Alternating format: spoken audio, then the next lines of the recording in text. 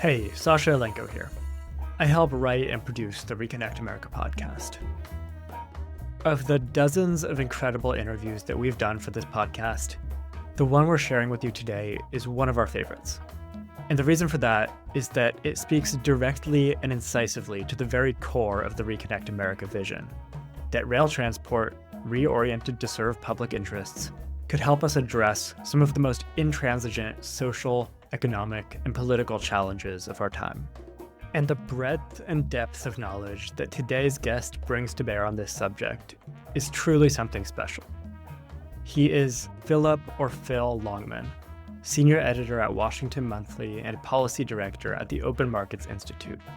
He has also written for publications like Foreign Affairs, The Atlantic, and the New York Times Magazine. Last December, Phil published an essay called Train Drain: How Deregulation and Private Equity Have Gutted the U.S. Freight Rail System, and with it, the promise of America's industrial renewal. I highly recommend you check it out, as well as a pair of subsequent pieces that expand the argument to other modes of freight and passenger transport. We'll put some links in the show notes. The conversation you're about to hear took place shortly after Phil published Train Drain last December. It involved Solutionary Rail Director and Reconnect America host Bill Moyer, Phil, and myself. The interview has been edited for clarity and brevity. Now, that being said, this is still a long interview, and I really hope you'll listen to it in its entirety. So before we jump into it, I'm just going to take a stab at summarizing Phil's argument. If you listened to episode 2 of Reconnect America, you already heard Phil discussing the concept of the common carrier obligation, the principle by which, for almost 100 years, we treated railroads more or less like public utilities, requiring them to provide reasonable service upon reasonable request at a standardized rate to any shipper along their lines. In places where only one railroad existed, this allowed the public to benefit from the economies of scale that very large railroads could provide, while ensuring the interests of the shipper against monopoly power. Conversely, in cities served by many railroads, these regulations also protected railroads from each other. Barred from destroying each other through vicious price wars, the railroads were forced to compete instead on quality of service. This turned a self-devouring system into a stable playing field in which railroads earned a profit by striving for excellence. The principle of the common carrier obligation is far older than the United States, and anti-monopoly principles were also recognized by the American founding generation as part of the bedrock of a healthy democracy. And when later generations recognized the need to apply these principles to the economic revolution that railroads had ushered in, their effectiveness was demonstrated on a massive scale. The United States built an unparalleled industrial base, and with it, the largest middle class the world had ever seen. The railroad's common carrier obligations were largely shredded when the industry was deregulated in the 1970s and early 80s. Rail ceased for many shippers to be a reliable, affordable means of freight transportation, and people were left behind. Revisiting the principles of this regulatory regime again today could be key to revitalizing the American heartland, bringing jobs back from overseas, and lowering costs for us all by taking on monopolistic control over supply chains. As you'll hear Phil say, whatever you want to do, you can almost get it done by fixing the railroad problem.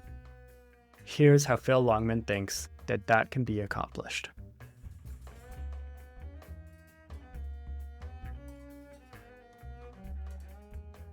Well, Phillip Longman, it's good to see you. Thank you again for joining us, and I appreciate you taking the time. It's been an honor to get to learn from you over the years in regards to your work around anti-monopoly and specifically around rail and public interests and how antitrust and rail have overlapped and the impacts of deregulation. And most recently, you did a really amazing article in the Washington Monthly, for which you are an executive editor, called Train Drain. Before we get into the conversation about that, maybe you could say a little bit about yourself and how you became interested in rail as a public interest topic. Well, first of all, thank you so much, Bill. The honor is all mine, and I'm really looking forward to conversing with you on these matters. And I think great minds think alike, and I'm very thrilled by all the work you guys are doing out there with Solutionary Rail. I was a kid growing up in the 1960s. That's the time before Amtrak. As a kid, I lived in a little town. We were served by the Erie Railroad and the Lackawanna Railroad.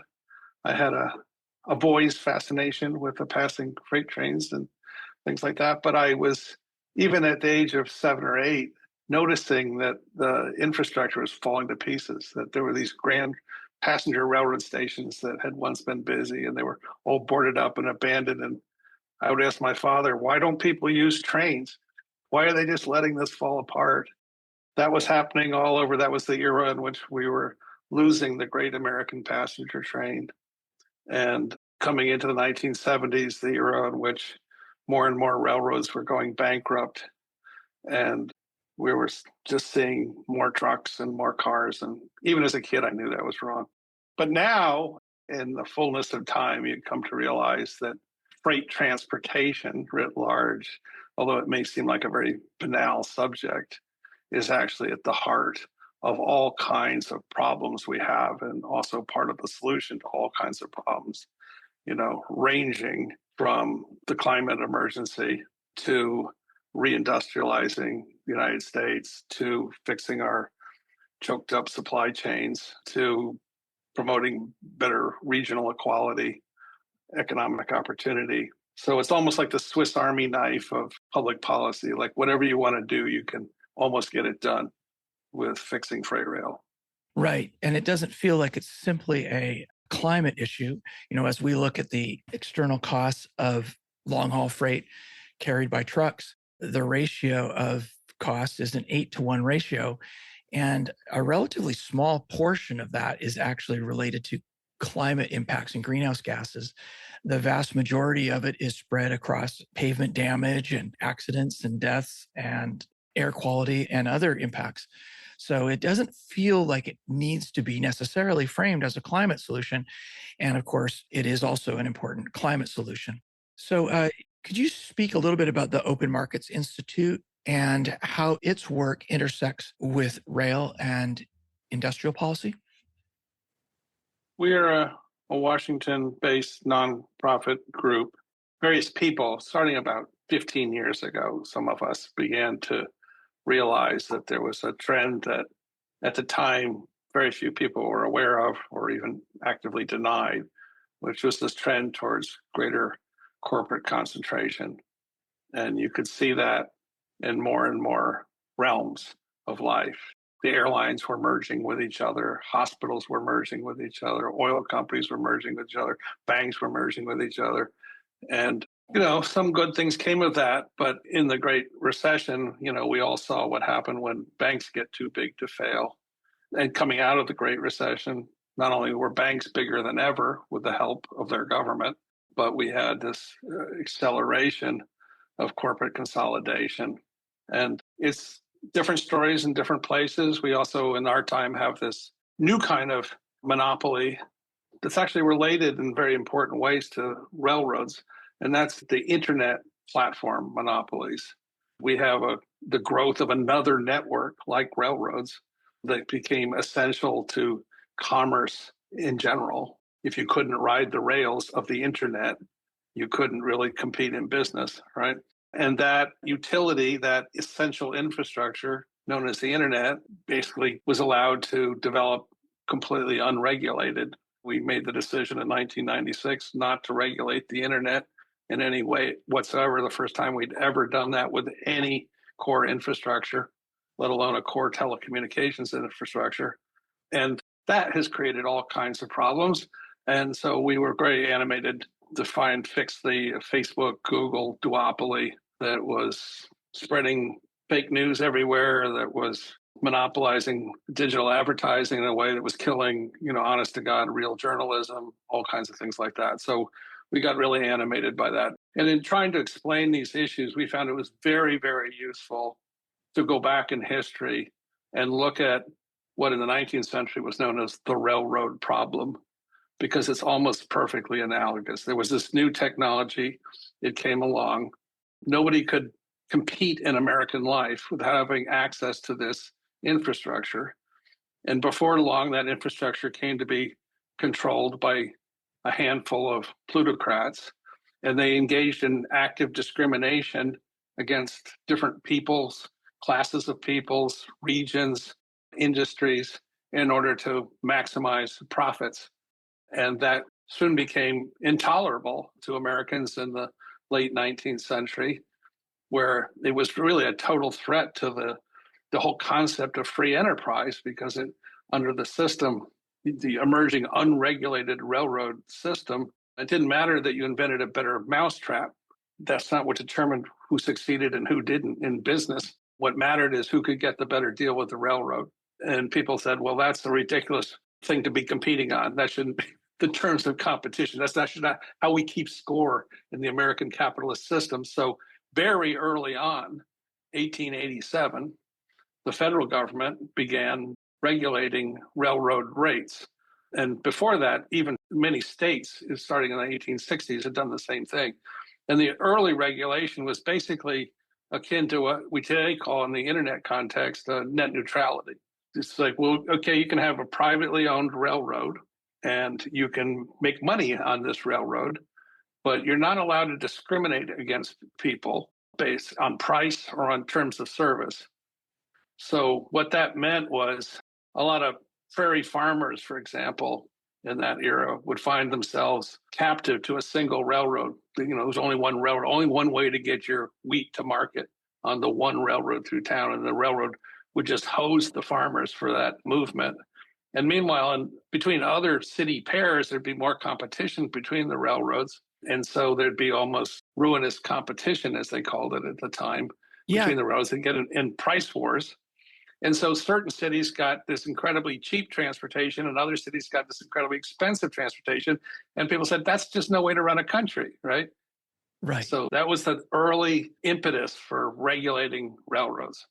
Yeah, this is one of the foundational questions that I have is a lot of the work of Open Markets Institute is challenging monopolistic control of any particular market. But the concept of ruinous competition has an interesting sort of tension with the anti-monopoly ideas that you spend a lot of time working on. Could you dissect that and explain a little bit more about ruinous competition and what you mean by that, and maybe the origins of that term? Yeah. A good place to start is with the realization that the historical anti-monopoly movement, and there was a gigantic anti-monopoly movement in the United States akin to abolition. I mean, it was a huge preoccupation from the 1860s through the 1920s. And the only reason it stopped being a preoccupation is because we fixed the problem with regulation. But the anti-monopoly movement often was about taking big things and smashing them into littler things. So a classic case would be John D. Rockefeller's Standard Oil is monopolizing the oil industry. The Department of Justice brings a big antitrust suit against them in 1911. The resolution is we take Standard Oil and we smash it into 36 different little oils, right? Right. Or not so little oils, as it turned out. But anyway, that was one approach. But there's some areas of economic life that really don't lend themselves to being smashed into little pieces. There's certain kinds of economic activity that wants to be big, right? So railroads are an example of that. It would make no sense to have a railroad where every mile ownership changed, or have 5 different railroads parallel to each other on every line. There are real economies of scale, neural network effects. So there's certain things that want to be big.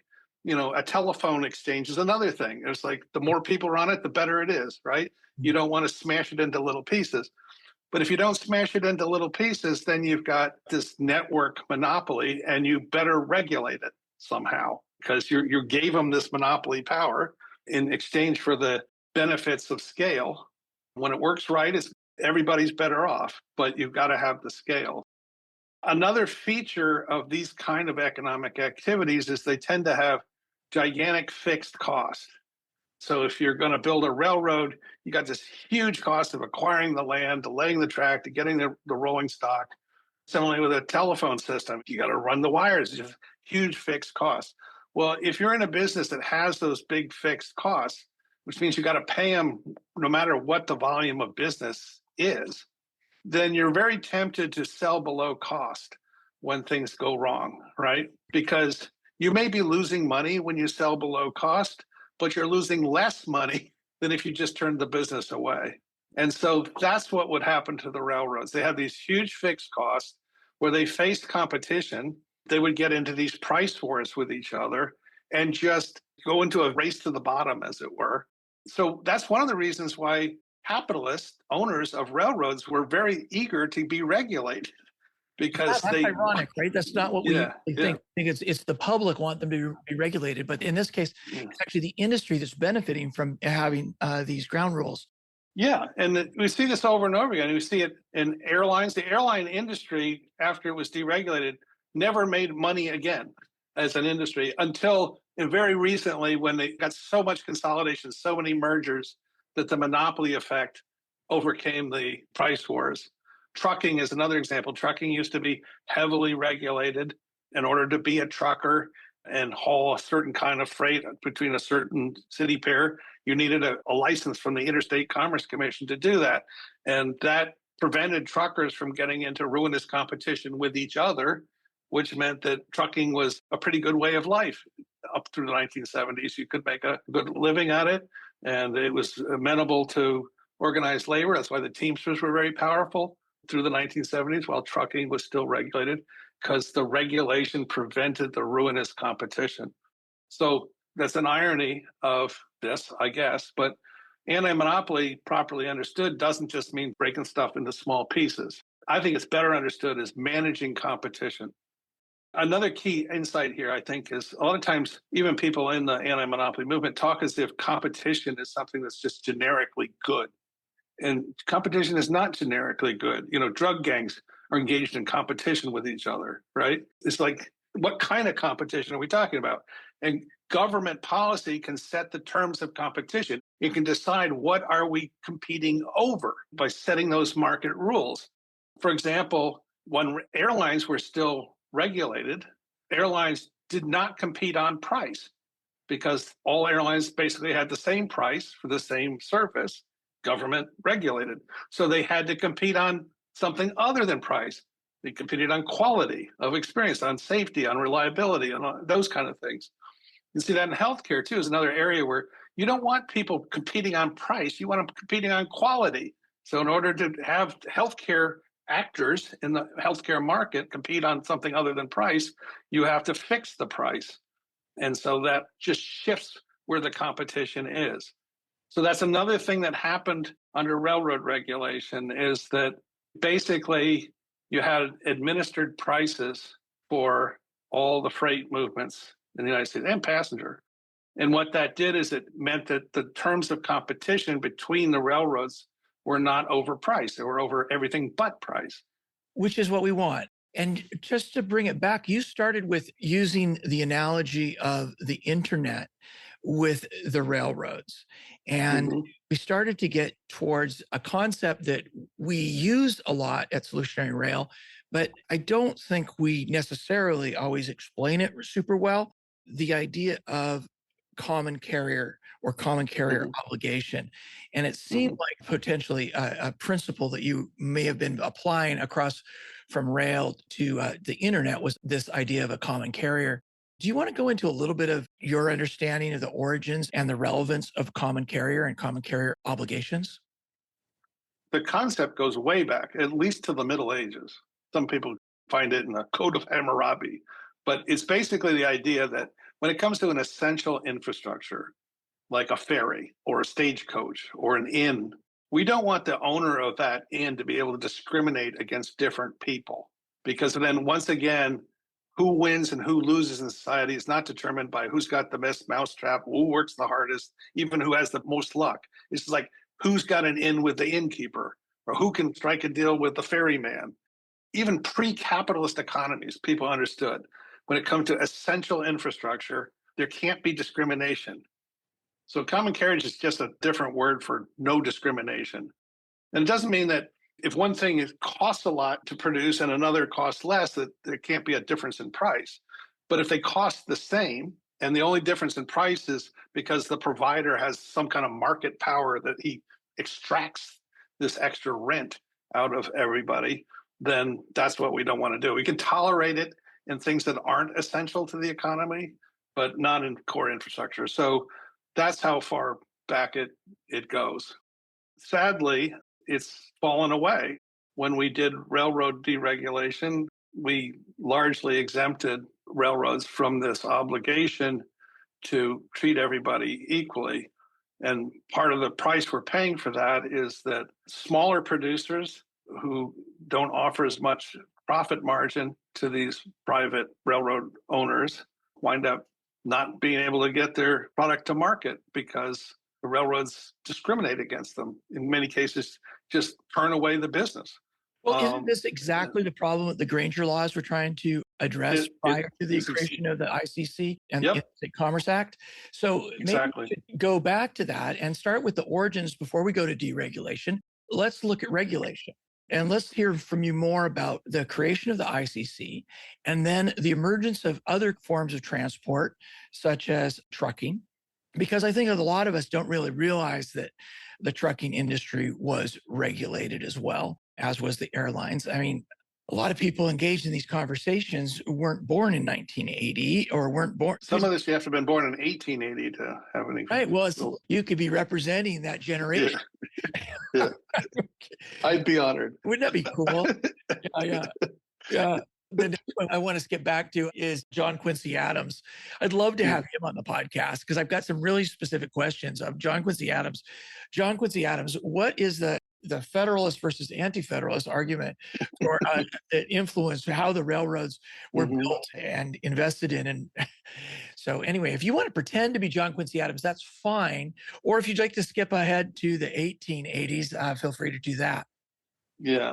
Well, I think it was Francis Adams, who was like the grandson of Quincy, was one of the great railroad regulators of like the 1880s. He was a real activist. He stood up one of the earliest regulatory systems in Massachusetts back in the day. Because that founding generation, they were all about economic independence. Their vision of how this democracy was going to work is we're all going to be independent producers, yeoman farmers, beholden to nobody. And under their theory of democracy, if the man owns everything, democracy won't work because people won't feel free to vote for the right guy. They'll just vote for whoever Elon Musk tells them to vote for or whatever. So they were totally allergic to any kind of concentrated economic power because of their theory of what democracy required. So that is very much informing American politics in the 1870s and 1880s. Because after the Civil War, we had this huge industrialization. The railroads are coming on. Inequality is getting worse. This concentrated money power. And people are freaking out because not just that farmers can't make a living, but it threatens democracy under these received ideas of the founding generation. So I guess you would like to talk about the Granger movement. I mean, that was in the 1870s mostly, citizen-led grassroots organization, if there ever was one. Their basic idea, their basic fix to this problem, as they understood it, was everybody should pay the same price per mile. And that wasn't the case. Like a real example of this is at the turn of the century, if you wanted to move a boxcar from Spokane, Washington to Seattle, that would cost more than moving it from Chicago to Seattle because Spokane was a monopoly hub. And there were like at least 3 different railroads connecting Chicago and the Pacific Northwest, but only one of them went through Spokane. So if you lived in Spokane, you were screwed.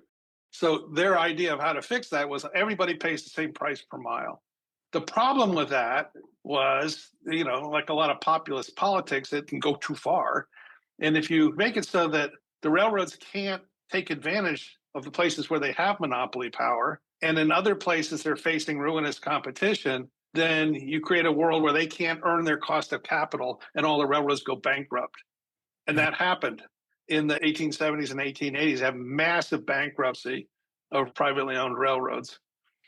Partly it was from overbuilding too and stock speculation and other things, but a lot of it was these laws. So that was the first take. And then when we got to the 1887 and people decided we got to do that at a federal level and we got to do this smarter, they said, all right, well, we're going to create a mechanism for setting prices so they can't engage in price discrimination. We will charge different amounts for different products depending on what the market will bear. So obviously, if you charge the same price per pound of moving coal as moving pianos, pianos have a lot higher value per pound than coal does. So they would let the railroads take a little bit of monopoly power on the high value added freight.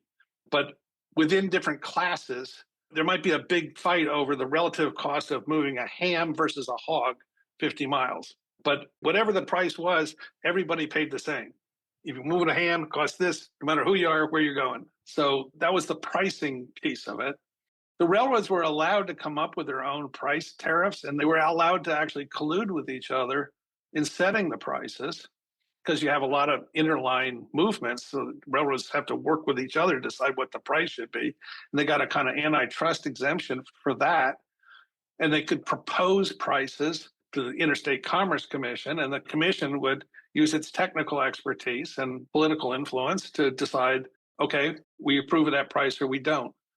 This, by the way, is exactly the same way we today price healthcare in Medicare. The providers tell the government what the price of a back surgery should be, and the government decides if that's fair or not. The other piece is, well, how are they going to earn their cost of capital? Because if you just do this all for the benefit of shippers, and it's privately owned and they can't earn their cost of capital, they're going to go broke. So the ICC also had a responsibility for the financial well-being of this industry. So in the early days, that just meant setting rates in a way that railroads alone could sustain themselves. What they tried to do is to just come up with a reasonable profit margin, not insane, not nothing, but modest, like a public utility would get, electrical utility. And then later, when the railroads started having competition from trucks, and they extended this price regulation to trucks as well, they would have to coordinate the prices with a mind to, well, we don't want to put the railroads out of business by underpricing the trucks and vice versa. So it was complicated. It was messy, all kinds of stories about bureaucratic red tape. But at the end of the day, it worked. This system was in place during the Great American Takeoff, the industrial takeoff that created the world's largest middle class, the incredible industrial base that won World War II. This is the regulatory regime under which America became great as an industrial power. Sorry, it doesn't fit a lot of people's ideas of how we became great, but that is it. We had this explicit industrial policy run by the Interstate Commerce Commission that basically controlled the price of everything made and shipped in the United States, starting in 1887 and lasting until 1980. And among the virtues of this, and it wasn't always realized perfectly, many things wrong with this thing in execution, especially as you get into the 1970s and 80s, but it offered at least the opportunity to coordinate between modes, between trucks and trains. And each mode has its own advantages, right? Trucks are faster, they're better for local delivery, they can go places that trains can't go, but trains can carry heavy stuff much more cheaply and much less labor, much less energy, much less pollution.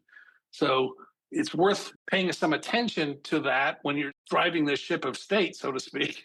And that's something that we had the opportunity to do in mid-20th century America. Didn't do it very well, but at least we had the opportunity to do it and did it some, which is why trucking didn't become the insane thing it is today. Sasha, do you want to ask? You've got a question about the effect on towns and.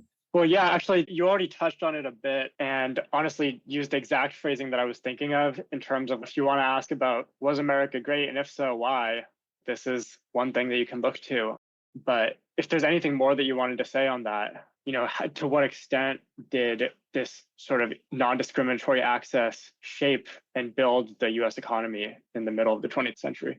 In particular, smaller businesses, smaller manufacturers, smaller towns, family farms. Right. Yeah, well, on the smaller player, Pete, one of the things that's odd about the United States from a geographer's point of view is there's all these like mid-sized industrial cities across the continent. I mean, think of Toledo or Cincinnati, right? And in most other countries, that kind of pattern doesn't exist. It doesn't exist in Mexico. It doesn't exist in Russia. Typically, you have one large city or two, maybe. Huge metropolis suck all this wealth out of the countryside into this major metropolis. The United States didn't develop that way. It developed with all these, once upon a time, very thriving mid-sized, mid-Western cities. And also, instead of developing an impoverished peasantry, which is what you find almost everywhere else in the world, certainly in Latin America, right? You find these freeholding, independent farmers living out on the prairie. Life's hard, but they own their own farms and they have a degree of independence. And eventually they do pretty well once the railroad is under control and become, some people say, the backbone of America, right? Because you have that economic power and political power is distributed geographically. And that is a legacy also of railroad regulation. To your original question, Sasha, I just think the beginning of wisdom on this subject and many others is don't ask an economist, because any economist that was got a degree in the last 40 years never was exposed to the actual economic history of the United States or of anywhere else. That's not what economics is. That economics used to be that, but starting about 40 or 50 years ago, economics just became building mathematical models of what would happen if hyper-rational market players had perfect information engaged in, and that's all very nice for people that like to play with numbers, but it has only a tangential relationship to reality and no relationship at all to the actual economic history of the United States. The United States became a great industrial power behind a giant tariff that kept out foreign manufacturing. And by actively subsidizing its key industry infrastructure, think transcontinental railroad built with public money on public land, but privately owned and eventually massively regulated. That's the United States secret formula. That's grandma's recipe. Private ownership of infrastructure regulated to ensure non-discrimination, equal opportunity, equal access on equal terms. That's how we did it with telegraphs. That's how we did it with telephones. That's how we did it with pipelines. That's how we eventually did it with airlines. And that's the system that built the great industrial heartland of the United States, built the American middle class. And unfortunately, starting in the 1970s, changes that happened basically about policy elites. And in academia, economics became divorced from history. 100 years ago, they didn't have an economics department. They had departments of political economy. People understood that markets aren't something that just exist out in some metaphysical space or that are just givens like gravity, right? Markets are creations of people and rules and of laws, and they can be structured in any number of different ways. This is like so blazingly obvious to every generation that came before us, before the 1970s.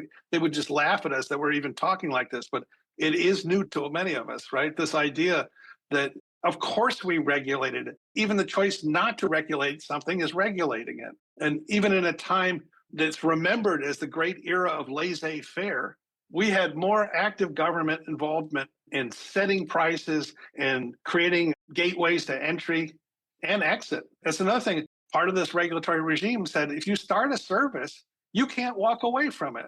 The railroads, a lot of them would say, well, we would like to get out of the passenger railroad business because we don't make money on it, or we don't make as much money as we'd make hauling coal or something. And under this regulatory regime, I said, no, sorry, you can't do that. And part of the ideological underpinnings of this was, first of all, most of these railroads, they were originally created by acts of legislatures. In the 19th century, if you want to start any corporation, you couldn't just do it. You had to go get an act from Congress or an act from your state legislature to give you a charter. And the charter would say, congratulations, you have a corporate charter and you have to abide by the rules of this charter. And the charter would say something like, in the case of railroads, you get to build a railroad between Baltimore and Lake Erie. And when you do it, you have to abide by the public interest. And it's written in the statutory language of these charters. And that means you have to offer passenger trains, even if they don't make money. You have to run trains up and down little branch lines, even if that doesn't make money, because you are a public entity, just privately owned public utility, in effect. And we gave you this land. And we also gave you, importantly, this power of eminent domain, the ability of governments to go in and condemn somebody's property in order to build a road or do some other public purpose. Well, they gave that power, that quintessentially governmental power, to privately owned railroads. And railroads used it. That's how they acquired their right-of-ways, is using that. So when that was fresher in people's memories, it was a no-brainer of course, the people that own this and are the beneficiary of all these public goods would be bound by political constraints on their profiteering. And somehow in the 70s coming into this, we just lost sight of that. Part of it was the way economics got taught. So people who were interested in economics, like me, I did a lot of economics coming up in the 70s and 80s, never taught this stuff. And eventually when I realized how important it was, I would go down to like the C floor, the D floor, the E floor underneath the university library and take out these books that literally had dust on them. And these like little cards in the back. You could pull the little card out back in the day and it was that this book was last taken out on April 14th, 1947.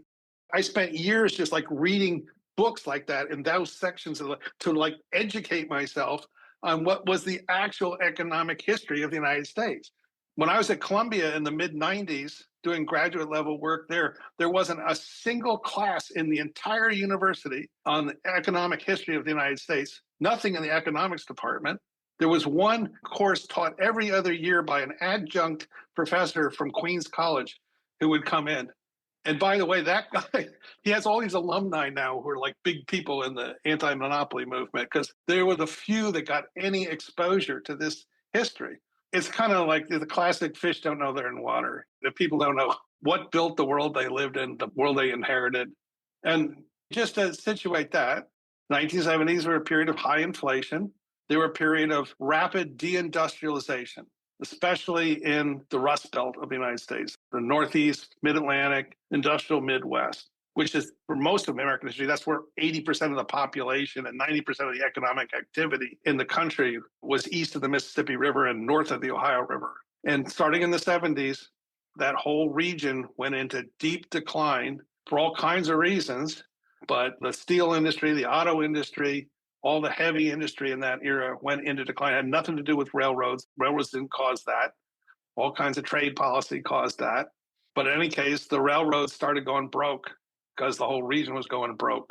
And politicians looking at that meltdown of what were some of the largest corporations in the United States, the Penn Central Railroad, which basically controlled most of the rail infrastructure in the Mid-Atlantic area and West. When it went bankrupt in 1970, it was the largest bankruptcy in the history of America. These are giant corporations. All kinds of very important people own stocks and bonds in these things, and they started going broke. So somebody had to do something. And one of the things they could have done at that moment is they could have taken over these railroads, nationalized them, as many other countries have done. But if they'd done that, it would have cost a ton of money and it would have been socialism. And a lot of politicians said, please let there be a better way. And their temporary fix to that problem was to deregulate the railroads by allowing them to engage in discrimination once again, and thereby able to leverage their inherent monopoly power over captive shippers and make money. That's what happened. They created Conrail before the Staggers Act. So they did actually take over the Penn Central, and similar to the takeover of Passenger, they canceled a lot of service that previously the private railroads were not allowed to cancel. Similarly, right, with Conrail, they removed track redundancy that the railroads were not allowed to remove on their own. Yep. Some of these lines were profitable, it's just they weren't as profitable. Right. And some were unprofitable. And some of them we badly miss today. Right. But yeah, it was a temporary thing. And there were many things wrong with it, but it wasn't egregious. The industry did recover its ability to earn its cost of capital. It began to reinvest in its own infrastructure, even though it was abandoning many lines. It was concentrating investment on a few main lines and innovating. So that's the area where we start to see, real use of intermodal traffic and things like that. So there were some good things that came of it. We relieved them of all responsibility for passenger trains and put all that on Amtrak and on various commuter railroad authorities. So things were going along okay. But then starting about 15 years ago, we saw happen in railroads something that, has happened in other sectors too, which is you have this arrival of private equity, vulture capitalist type models. And that combined with deregulation has created the insane meltdown, liquidation of this national infrastructure now. So it's not just deregulation, it's deregulation combined with vulture capitalism. And vulture capitalism is itself a product of financial deregulation. This is very interesting. I just feel like before we get into this current period, there's a couple of things like you talked about the recipe for making America great, if you will, but we didn't follow that when we built the freeway system. No, And we didn't. a way to resolve what I feel is like a cognitive dissonance between the recipe for making America great and then hold on, here we throw in this national freeway system that's completely publicly subsidized. It's absolutely open access. And so you've got the open access part of it. There aren't fees for transport. So it is pretty much, still a fair system per mile cost. But it does kind of throw a wrench into the system for infrastructure that is highly regulated. Does it not? Well, let's dwell on that. Where did the idea for the interstate highway system come from? The story goes that Dwight Eisenhower, during World War II, when he was over in Europe beating the Germans, came across something that Adolf Hitler had come up with, which was the interstate highway system, the Autobahn, as the Germans called it. And Dwight Eisenhower, he was a real motorhead. When he was a young man in the teens, he was one of these guys that did the first continental trip by motor car across the United States because he's just into it. And when he saw all these great German roads and saw how the Germans could move troops all over these roads and saw how these roads were comparatively impermeable to our carpet bombing, like we totally wiped out the rail systems of France and Germany with aerial bombing. But the roads, it was much easier to just drive a truck around the crater that you created. So anyway, he became a total believer in this system. So you can characterize it as a fascist model, or you can call it a communist model, because another feature of it is it's totally communism, right? It's like everybody shares this thing. Nobody pays for it. We just charge the whole thing to the commonweal, right? No user fees. So pick your one or the other, but it's totally un-American. That's my point. It's either fascist or it's communist. Either way, it's totally un-American. And it's a cautionary note to people who say the solution to the railroad problem is just public ownership. Because one of the things that happens with public ownership is you underprice the thing for political reasons, and then it gets overconsumed. And the next thing you do, you look up and all of America is a out-of-dependent sprawl zone because people didn't pay the real price for all the externalities. Well-regulated, privately owned infrastructure, at least arguably, can deal with that problem. Another thing to think about is there are all kinds of examples of publicly owned rail systems in the United States. The New York City subway system is an example. The Washington metro system. Amtrak is a system. How are they doing? Generally, they're underfunded and poorly managed. By coincidence, last night, I rode on the Acela from New York City to Washington, D.C., first class.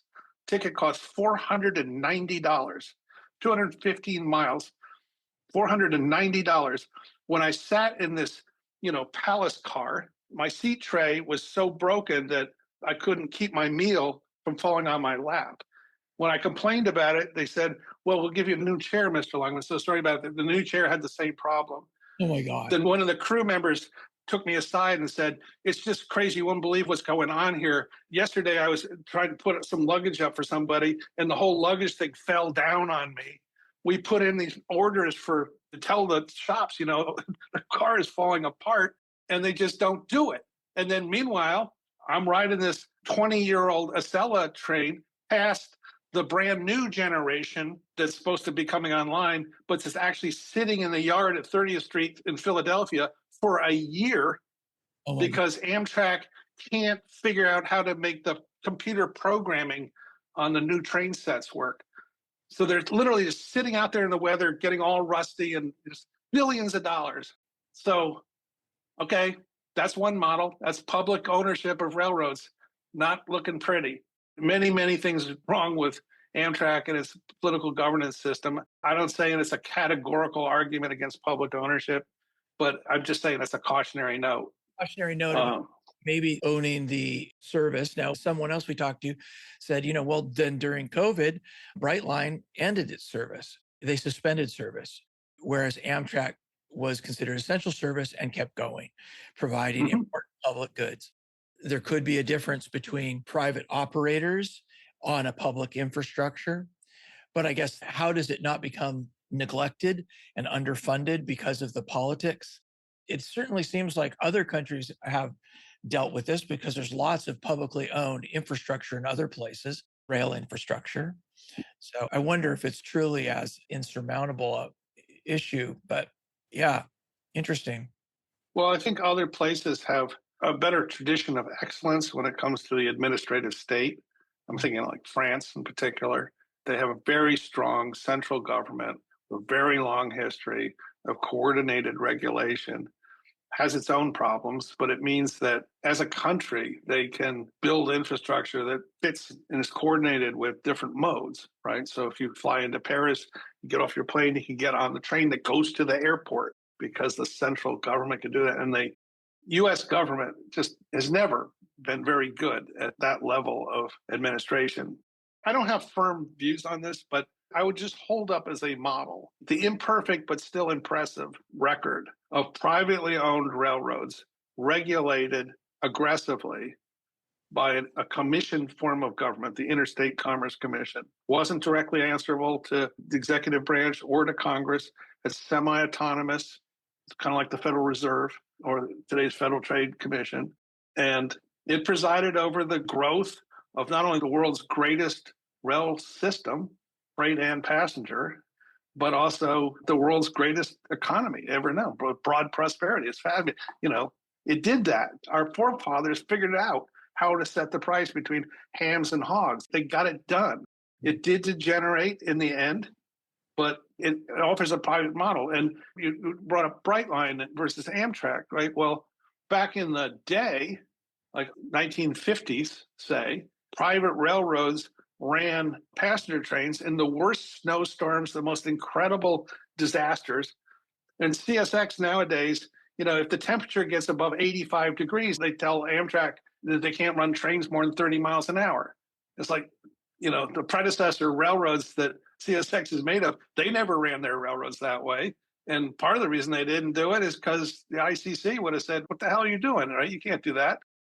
The big tension is, regulatory agencies can get captured by the people that they're supposed to regulate. So the Food and Drug Administration gets captured by big pharma, right?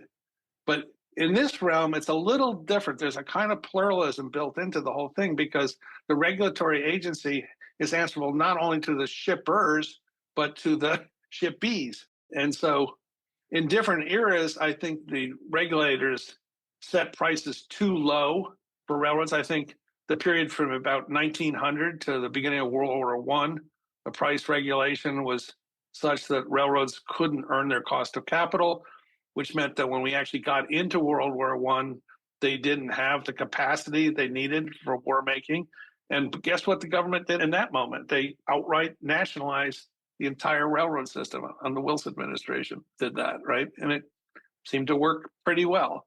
They managed it for a few years and then they turned it back. Then they turned it back. Interesting. Well, a lot of people do attribute the failure of the railroads to be able to compete to the emergence of the interstate freeway system and the highway system before that. And some even say that the government was in a bit of a war with the railroads, that the government sort of had it in for the railroads. And I'm not sure if that's the case or not, or your perception. I think it's, there's truth in that. I mean, the government isn't one thing, right? The government's lots of different factions competing and sometimes, but I think part of the national experience was during World War II, we had rationing of gas and of rubber, and nobody got to buy a car for a long time. People had to go take trains everywhere, and riding passenger trains during the war was a stand up the whole way to hell in a day coach kind of experience. It was really bad. And it really put off a lot of people to passenger travel thereafter. And, simultaneously, you have the development of these like cars that are, you can actually go see the USA in your Chevrolet. They've come far enough that dad has to learn how to change tires every 300 miles, but you can go put the kids in the car and go see Yellowstone or something. And there's this feeling of tremendous freedom. And of course, Madison Avenue is pumping this up like crazy. And so that's part of the generational experience. And I've always thought too that, somewhere in our political DNA, there's still some of that old grandeur, hate the railroad genes. The railroads really screwed a lot of people over for a long time. And you learn from grandpa or great grandpa, right, that railroads weren't to be trusted. But your own Chevrolet was just freedom. And so that was part of it. And then the post-war period is just really just complete breakdown of transportation policy because the railroads continue to be strenuously regulated as common carriers under the presumption that they have this monopoly power that they actually increasingly don't have. And then you pour massive, massive subsidies into airline travel. First of all, the development of civil aviation through the military, and then the literal use of public funds to build airports and other air infrastructure. Here in Washington, we have Union Station, which was built in the early 20th century by a bunch of privately owned railroads at their own expense and operated at their own expense. Coming into the 1960s, the railroads are losing unbelievable amounts of money on every passenger they haul and paying to keep up that Union Station. And meanwhile, the federal government is busy across the Potomac building a brand new national airport for free. Anybody can come and use the airport, right? So it's like that kind of mismatch of subsidies and the failure to tax trucks in a way that even began to capture the externality costs that they were pushing on to everybody else. And it was just a mad world of motorheads for a while. As excited as we all got about computers in the 1980s, our previous generation was just totally into internal combustion motor. And it still are huge elements of the United States that are anti anything that's not auto. Just try and build a bike lane in your city. They'll make themselves known to you instantly. What is the war on cars? What the hell are you doing? Your bike lane. And a lot of people still think of a passenger train as some kind of communist thing that you have to sit in the same car with other people going the same direction. Outrageous. Or actually get to talk to people for a change. So leaving World War II, that era, that's very interesting to hear about Union Station versus the building of National Airport. And you started to touch on the emergence of sort of neoliberal concepts, and you've already covered how we balanced trucking with railroads. So it feels like it's an important time to kind of come back in. Now, we sort of skipped around a little bit regarding the creation of Amtrak, then the collapse of Penn Central and the beginning of Conrail. And we're getting really close to getting to talk about Staggers Act. So a few things that I've heard from you that I've found really interesting is in politics, who was leading the deregulation of the airlines and trucking and then railroads, and the role of unlikely characters who we think fondly of in retrospect, like Ted Kennedy or Ralph Nader. So I wondered if you could take us back to this. What on earth spurred on the rush to deregulate transportation? It's largely centered in the Carter administration. It was an era of high inflation. It was an era of Democratic Party stress. The forces that would ultimately elect Ronald Reagan were in place. And there was an idea among particularly the younger generation of Democrats at the time, which would have included somebody like Ted Kennedy, that the old New Deal order was long in the tooth, that it couldn't explain inflation and high unemployment, which is what we were experiencing in the 70s. And it had to open ourselves up to new ideas. And one of those new ideas was there were various policy entrepreneurs who would come along and say to people like Ted Kennedy, if you would deregulate airlines, you could get cheaper prices. Right. And that really resonated with Democrats at the time. I mean, we just went through an election where we saw how powerful inflation is as a political force. Well, to be kind to Ralph Nader and Ted Kennedy, that's what they were going through then. So inflation is rampant along, and you have these policy intellectuals that come along and say, the reason airlines cost so much is because we created this regulatory regime in which they don't face enough competition. You can't start a new airline and give them a run for their money. And they bought that argument. And there was always some truth to that argument. But part of what happened when you deregulated airlines and opened them up to ruinous competition is that one of the earliest casualties was the unions, the mechanics union. They used to be princes of labor, under that regulatory regime because there was a surplus built into the whole sector. But now you have this ruinous competition. All of a sudden, everybody's answerable to Wall Street, get costs down, profits up, and do it by cutting airline services to mid-sized cities and only concentrate on the high volume, long distance stuff and eventually take it out of passengers and all kinds of ways of degrading the product. All that stripped all the surplus out of the aviation sector. And the first thing that happened is, the mechanics unions got killed. And that, of course, saved money to the consumer. Now we ship our planes to Mexico and Latin America where people there fix our airplanes, right? We don't have to deal with labor unions anymore. So that was part of their thinking. Another part of the thing that Ralph Nader, I think he was unbelievably wrong about this and naive, but there was some kind of transmission error that happened when the first wave baby boomers came along, and they just couldn't believe that there had ever been any populist wisdom anywhere in the world before them. And so they just weren't going to listen to anybody that said, well, here's the reason we created this Interstate Commerce Commission. There used to be this thing called monopolies. For people as part of the Students for a Democratic Society, the New Left, you couldn't tell those people that there was somebody even more radical than they were that lived 100 years ago. And so they kind of literally deposed that lingering generation, pre-baby boomer generation of New Deal people that had largely built this regulatory structure. And so Nader was really keen to tear it down. It turned him on to tear it down. He and his Naders published a great big book. It was called the Interstate Commerce Omission. And he sent all these students, activists that were attracted to his movements, to go gather stories about the horrible regulators, all the fat asses and deadbeats and stuff that were the Interstate Commerce Commission. And they wrote it up into this huge indictment of the very culture, the very idea of government regulation. And of course, Nader was a big consumer guy. He thought that all of us were more consumers than we were citizens, certainly more than we were workers. So if it benefited the consumer, it was good. And since all these things drove down prices, even by busting unions, it benefited consumers. So he was for it. And that was liberalism. Carter, in his second half of his term, totally bought into all of this stuff. So he signed airline deregulation in 1978.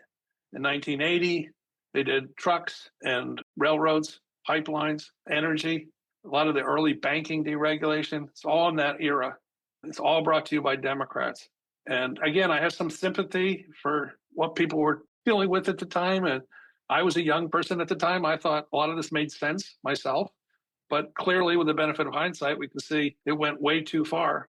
Arguably, part of what derailed this too is that it's one thing to deregulate an industry that's coddled by certain regulations that prevent new players from coming in, but it's an entirely different thing to simultaneously, as we did, just suspend all antitrust enforcement and also take other kinds of deregulation in the financial sector that reinvents this whole new class of financiers.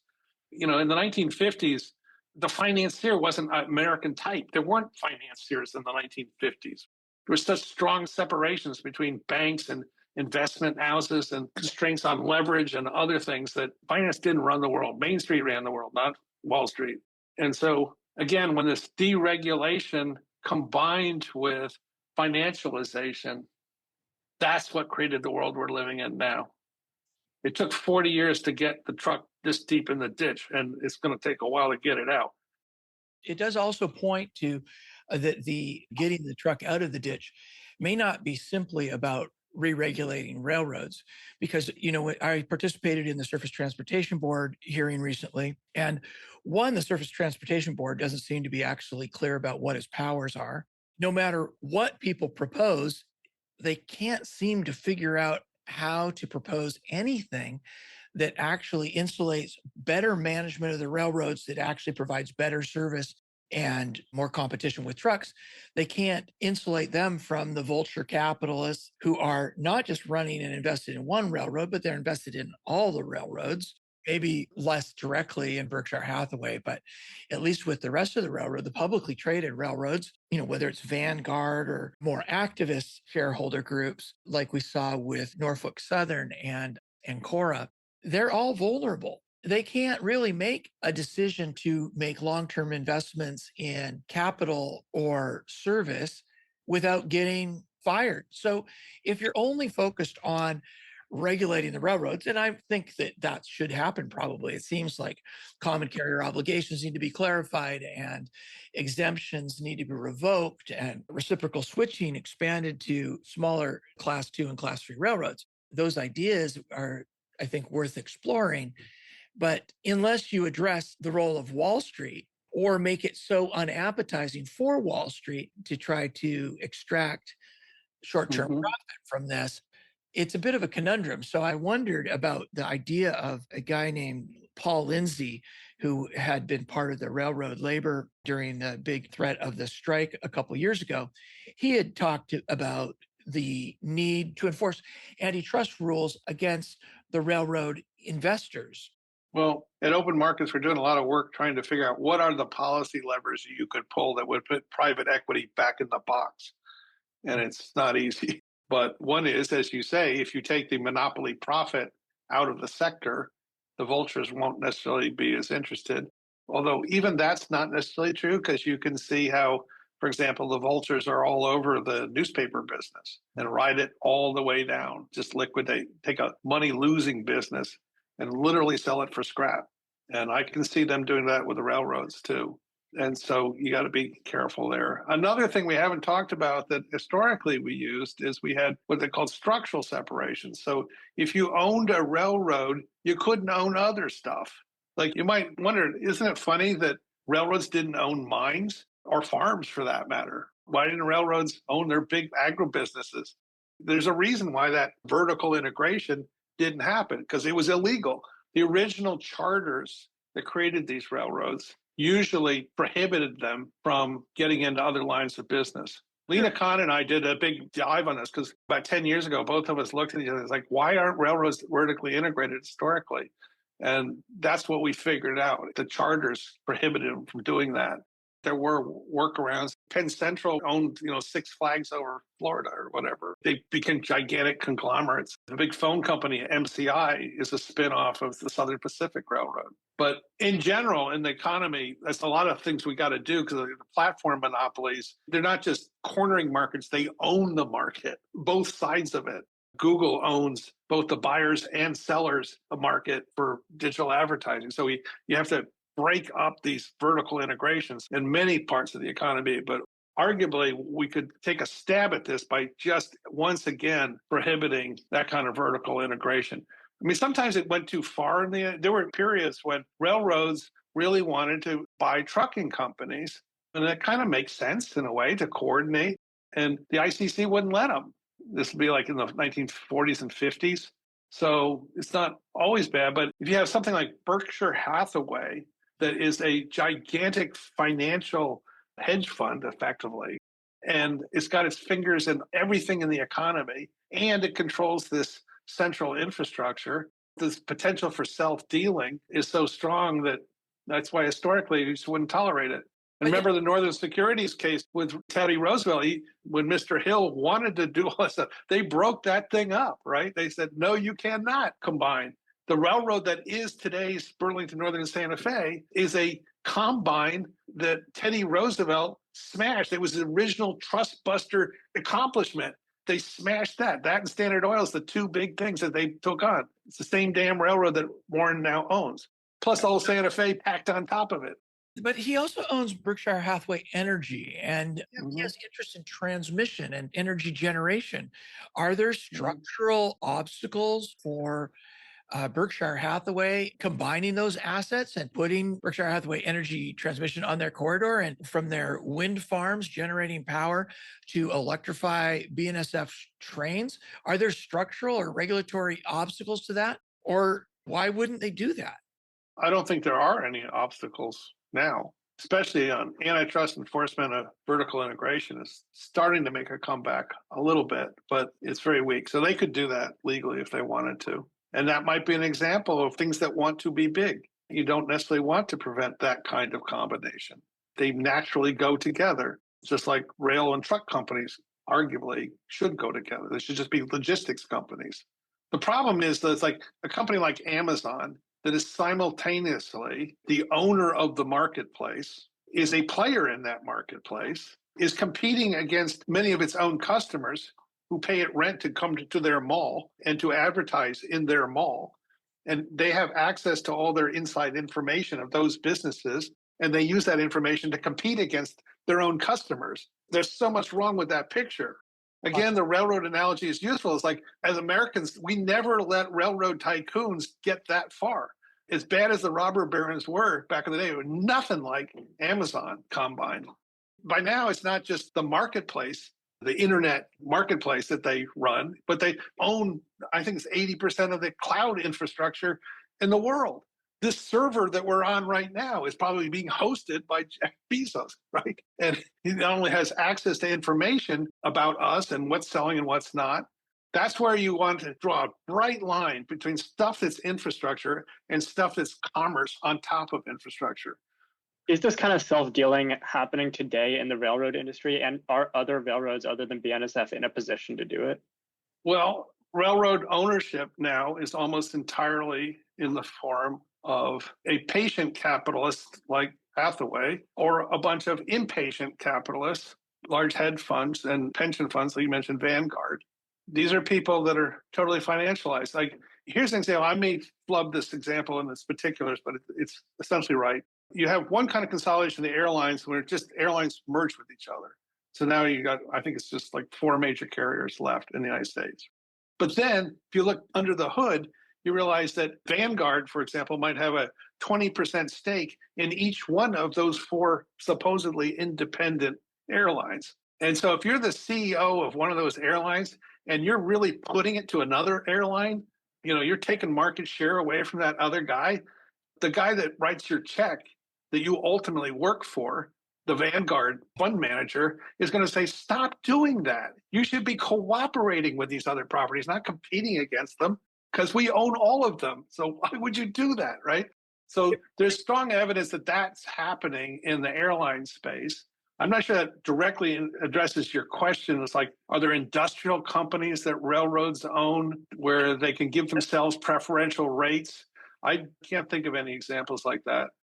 But what you raised, Phil, is I think that there's an analogy in the housing has become financialized. They don't really want to compete with each other. Similarly, like the airlines have their various hubs, maybe they divide stuff up.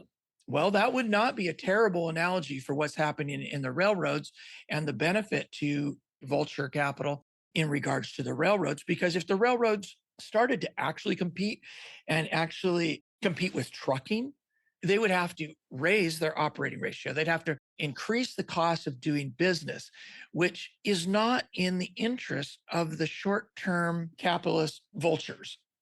And this is a real conundrum, trying to balance the extreme social costs, economic, real external costs of our freight system that the public is paying, like just for freight over 500 miles, there's about 1 trillion ton miles of freight that travels by truck. And that costs society, split out across a variety of things, about $56 billion a year. That's for 2023. That's a really significant cost to society, but getting that 1 trillion ton miles of freight and getting it back onto trains rather than trucks is not in the interest of this impatient capital. And it seems like that is the kind of collusion.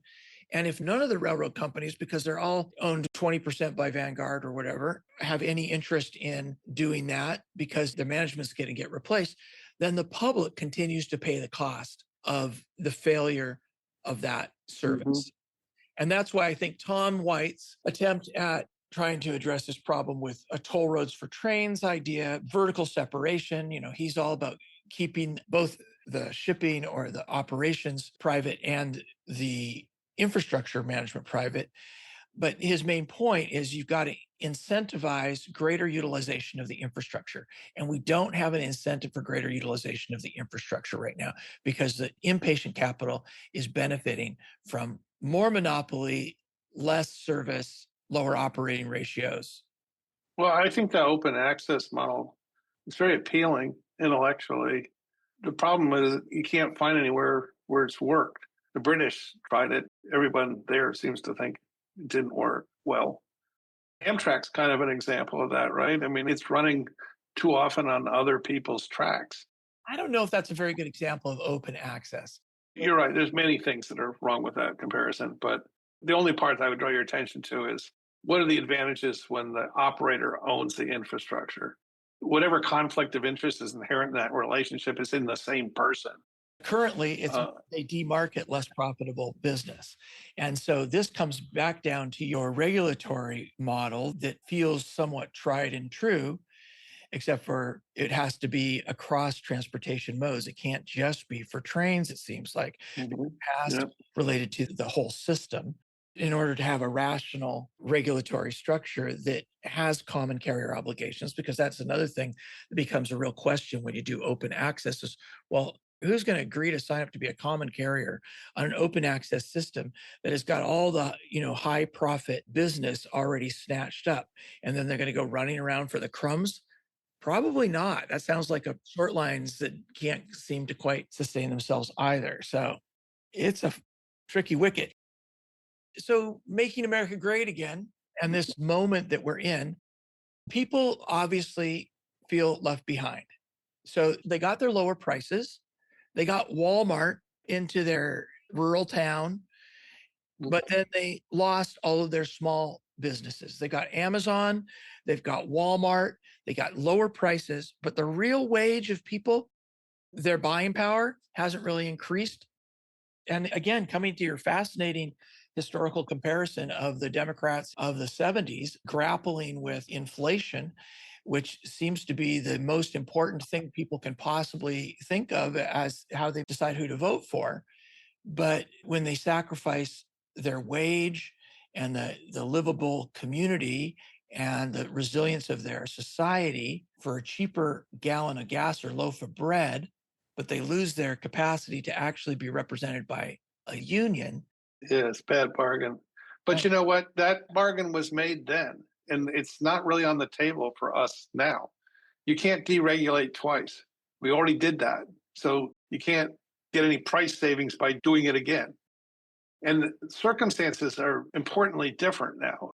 In our generation, the problem we face over and over again is inflation that is caused, at least in very large measure, by supply chain monopolies, constraints.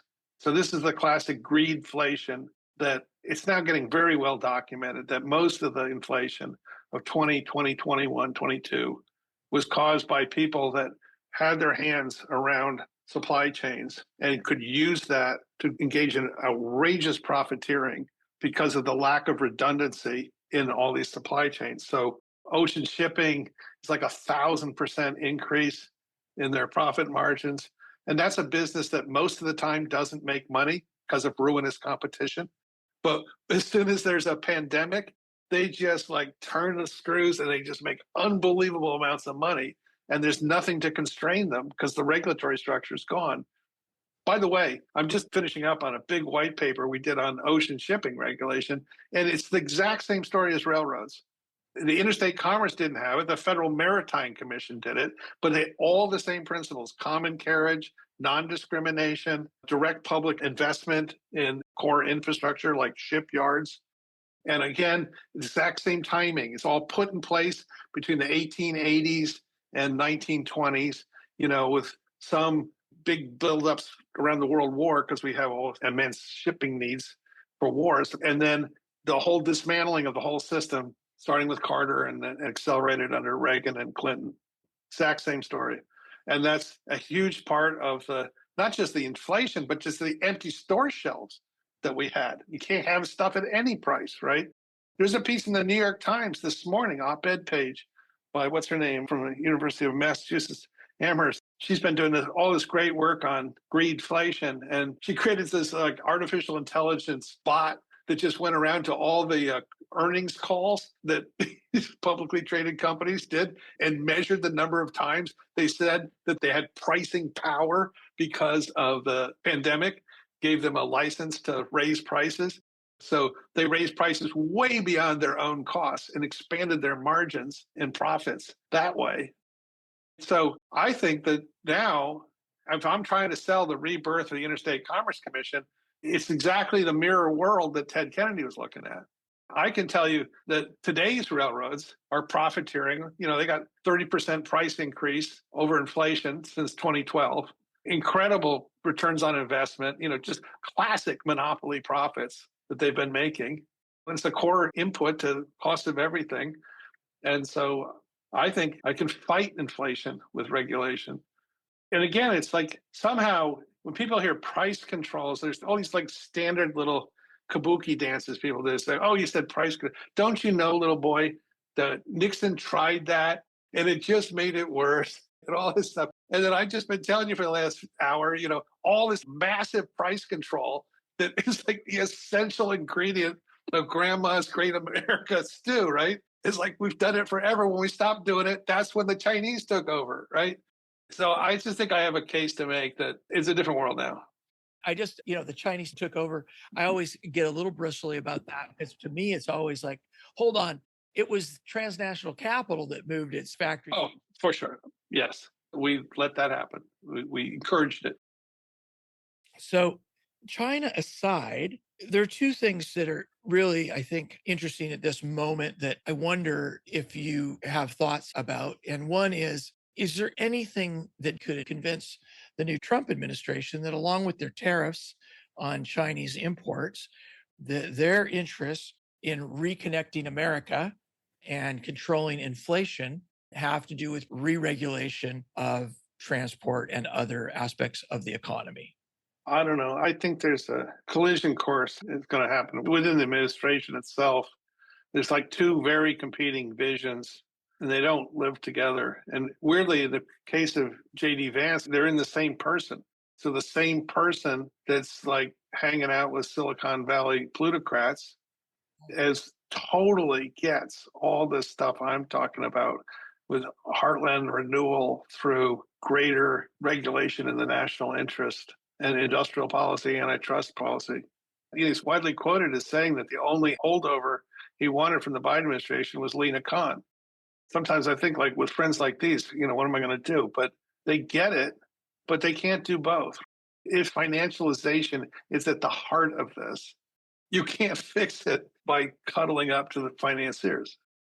The old New Deal way was huge dose of competition policy, antitrust, a huge dose of financial regulation to tame the banks, Glass-Steagall, that kind of stuff.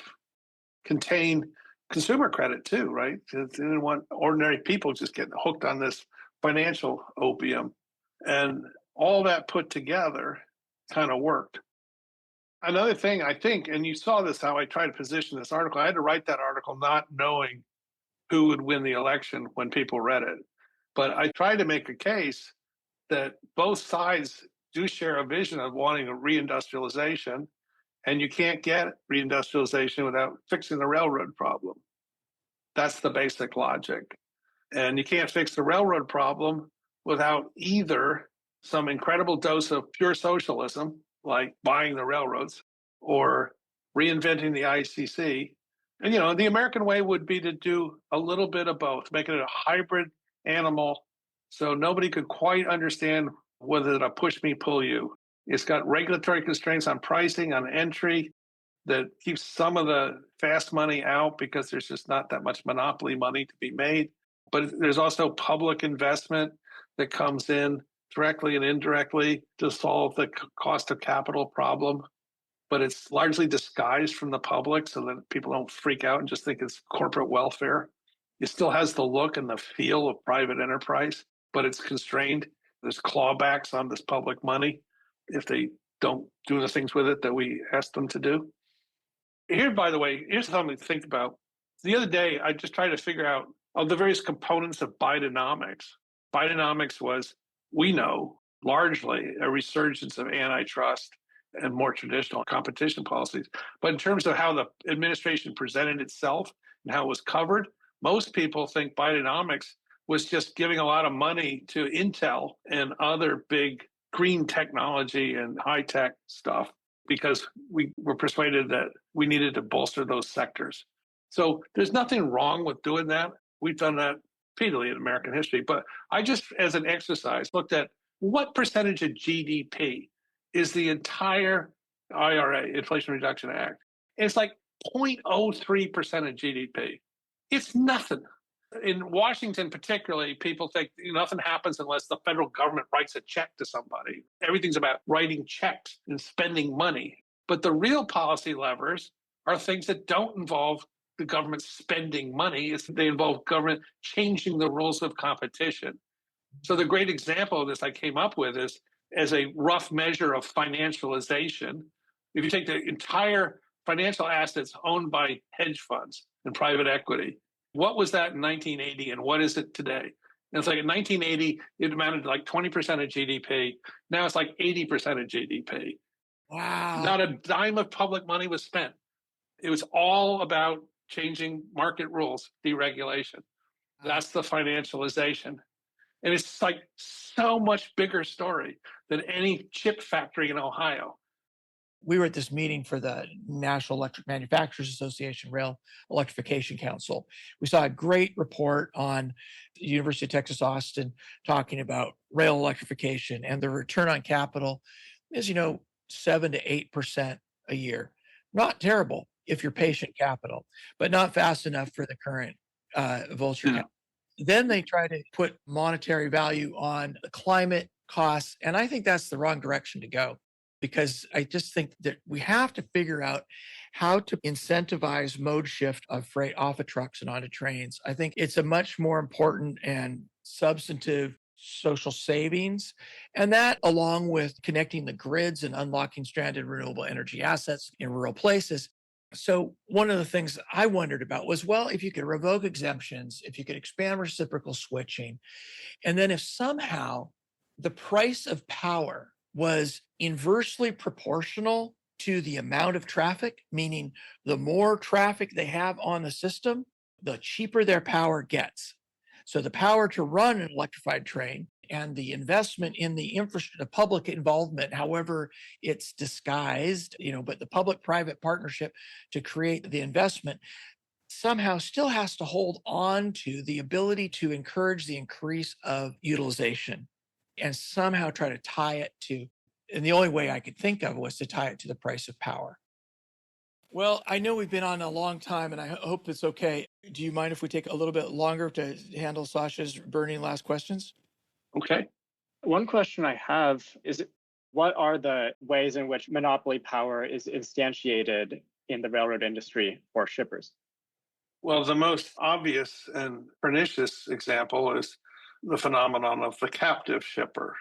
These are people that are served by a single rail line and who really don't have the option to use trucks because what they ship is too heavy and bulky to be economically feasible to move by anything other than trains. So a refinery would be a good example of that. Mines of all kinds are good examples of that. Chemical, petroleum facilities, grain can't be economically moved except by rail. Some cases where there's barges available, there's competition, but basically you got a lot of people that make heavy industries in the United States are as dependent on rail as they ever were, even in the 19th century. Can't make any economic use of trucks, really. And so in the absence of regulation on price and terms of service, people in that position are really up against it. And it's a very good reason not to build a factory in the United States. It's a good reason for a US company not to build a factory, and it's a good reason for a foreign company not to build a factory in the United States. Because if you do, you will become captive to this local monopoly and you will have virtually no recourse. Your entire company will be on the block, and the predatory railroad that serves you will be able to figure out exactly what your costs are, how much you can afford to pay for rail transportation, still stay in business, but not make any profit. So like a good parasite, it doesn't kill the host, it just sucks the blood out to the point where it's near death. And so that's a huge barrier to the reindustrialization of the United States. And it has everything to do with railroads being unregulated as local monopolies.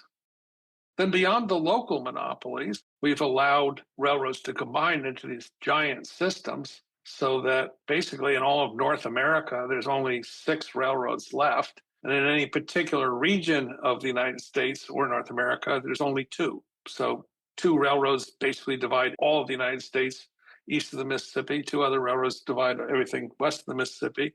There's two in Canada.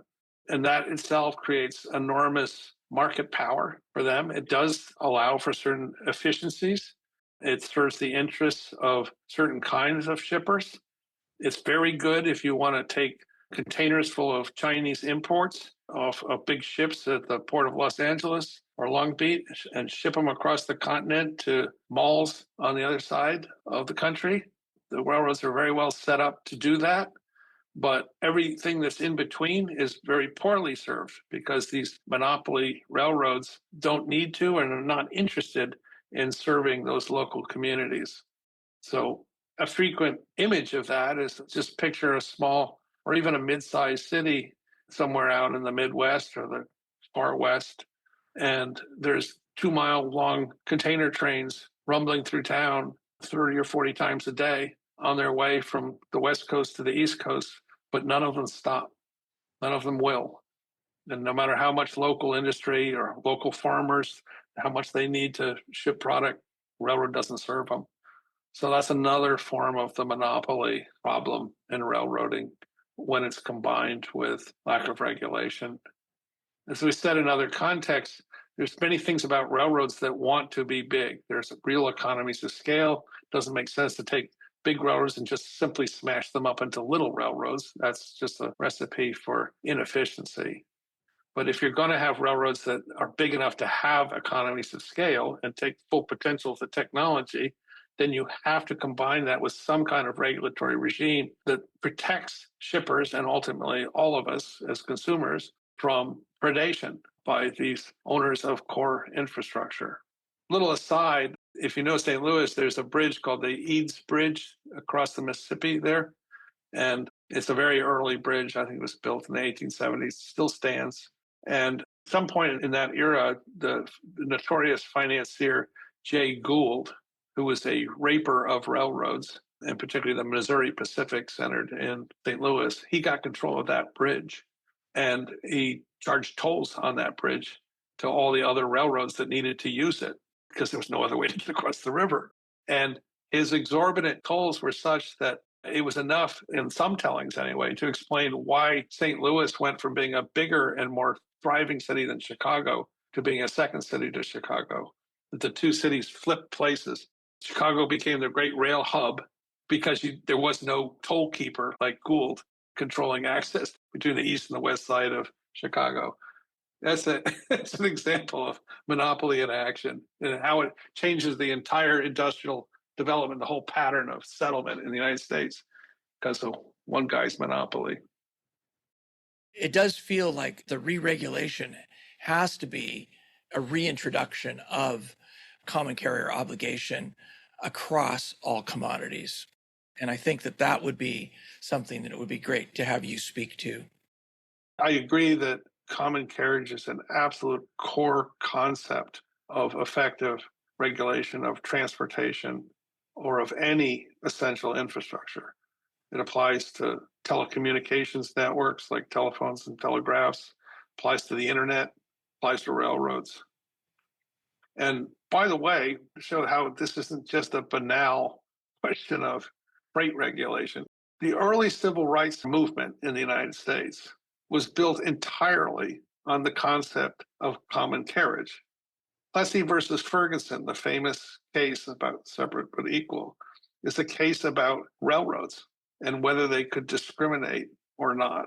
So in the early days of the civil rights movement, meaning everything from the Civil War to the passage of the Civil Rights Act, was fought mostly by legal appeal to the concept of common carriage. So under the Interstate Commerce Act, long before we had a Civil Rights Act, the Interstate Commerce Commission was enforcing, not always perfectly, but was enforcing the idea that railroads could not discriminate racially either. And so that's why you find these cases like in the 1950s being brought by Marshall and others involved in that legal battle for civil rights. They're concentrating on buses. There's a famous case they brought where there's a Greyhound bus that passed through Virginia on its way to somewhere else. And Virginia had a Jim Crow restriction. Blacks had to be in the back of the bus while passing through Virginia. And the Interstate Commerce Commission said, that's an interstate commerce. You're not just in Virginia, you're going between states. So we have jurisdiction, and no, you can't do that. The very word discrimination, the way we use that word in modern American English, comes from this freight regulation concept of discrimination. You think about it in ordinary English, you say a man is discriminating. Normally that means like, well, he knows his fine wines, right? The way discrimination came to be a bad thing is because railroads did it. And this Interstate Commerce Act is how we stopped them from doing it. So if I could just try and articulate why it's so critical to the operation of a effective free enterprise system and a functioning democracy, it's because when it comes to essential infrastructure, if citizens don't have equal access to it, then the whole terms of competition, who gets ahead and who doesn't in American life, is skewed by something that's arbitrary, something that doesn't reflect individual effort, individual smarts, individual virtue of any kind, just who happens to live in a city that gets cheaper freight rates than some other city, or who happens to have a daughter that's married to somebody else who owns some piece of infrastructure. And that's why when it comes to things like public utilities, electricity, we've never stand for the idea that people that live on one side of the street have to pay a different rate than people that live on the other side of the street. Everybody pays the same rate for the same product. We have different classes of users. There might be one class of commercial users, another class of residential users, but everybody within that class pays the same rate and is treated equally. And that's essential to operating an economy in which effort and virtue are rewarded and outcomes aren't arbitrary. So it's a deep subject, and it goes way beyond just freight rail. That's very important. I feel like you just kind of got to the heart of something that we're going to have to keep hammering home. And this whole idea of like in this time, we need to be able to make arguments to people that are about, does this person have to pay a different rate on the other side of the street, or this town gets service and that town doesn't get service? In terms of like this idea of reconnecting America, I think we really have to stick with this idea of restoring service and addressing grievance, the legitimate grievance. And especially now, because now we're in a whole new era of hyper discrimination. Like, so we used to have just old fashioned discrimination where we say, oh, well, you belong to the class of Black people, or you belong to the class of people that live in this little hamlet that's out of our way, or you belong to the class of rural telephone users, and we'll discriminate on that basis. But now we have this like whole new idea that will discriminate against you individually because we've surveilled you on the internet and we got all this personal information about you. So when you go to buy something, an airline ticket, an Amtrak ticket, whatever, we'll be able, on the basis of our surveillance of your personal data, to know what your demand curve is and set a price just for you at the exact point where you will buy the product but have no consumer surplus left. Everything will go to the seller, not to the buyer. And that's pure discrimination. And most people, they instantly recognize that something's wrong with that, but that's something that's coming, and it's a lot of our transportation systems are pioneers in this. The airlines are just, they practically invented the idea of personal pricing, personal discrimination. Back in the old days, they said, well, if you have a Saturday stayover, that's one price. And there's another price if you don't. And that was their way to try and crudely estimate whether you were on an expense account or not. But now they don't have to guess. Google is reading your Gmail. They know that you're flying on business because they read your email. Your credit card company told them too, where you're going, where your reservations are, all that stuff.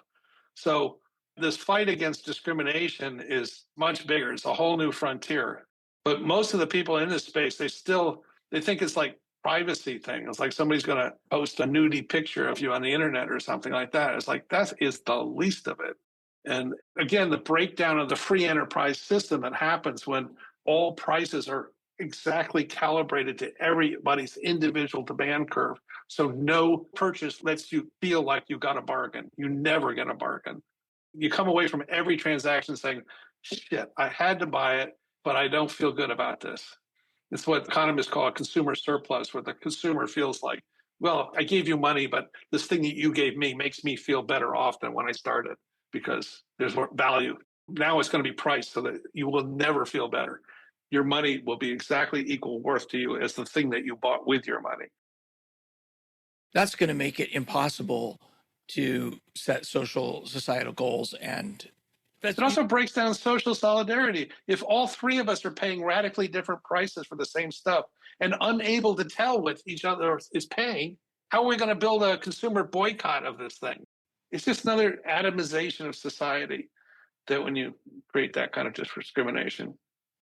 Well, Phil, you've been heroic in this. Thank you so much for bearing with us and taking us to school on all this in the best possible way. Really appreciate you. And you remain the last man standing in talking about rail. That's right. We'll have to make it a regular contest. Right on, brother. Take care.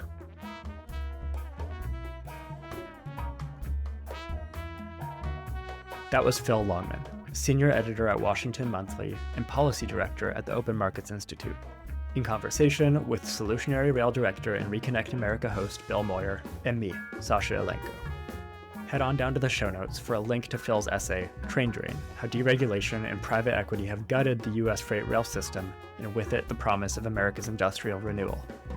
Thank you to Oda Proda for the theme music. If you like what you heard in this interview and think more people should hear it, please be sure to like, subscribe, and share it with your friends. You can also support this work by pitching in and getting involved at solutionaryrail.org.